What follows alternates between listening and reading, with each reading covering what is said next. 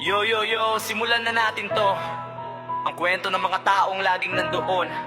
Sa gabi't araw, handang mag-alaga ang mga security guard. Huwag kalimutan sila. Yeah. Bukas ng umaga hanggang hating gabi, nakapost sa pintuan, hindi umaalis.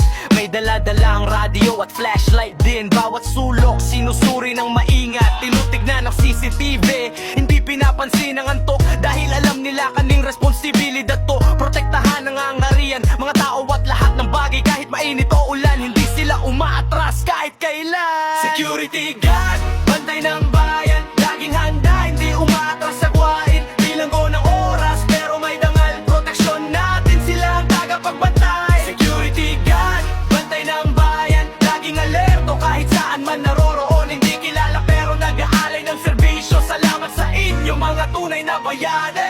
Minsan hindi naiintindihan, minsan binabastos pa, pero hindi sila nagreklamo. Patuloy lang sa trabaho nila, nakikinig sa utos ng buo, sinusunod ng mga batas. Bawat tao'y kinakausap ng maayos at respeto. Hindi basta-basta nagtitiwala pero hindi rin bastos. Alam nila ang kanilang limitasyon pero handang tumulong kapag may emergency. Sila ang una mong makikita tumatawag ng pulis, bumbero o kahit na sinong kailangan. Security guard, bantay ng bayan, laging handa, hindi umaatras sa gawain. Bilanggo ng oras pero may dangal, proteksyon natin sila ang tagapagbantay. Security guard, bantay ng bayan, laging alerto kahit saan man naroroon. Hindi kilala pero nag-aalay ng serbisyo. Salamat sa inyo mga tunay na bayani.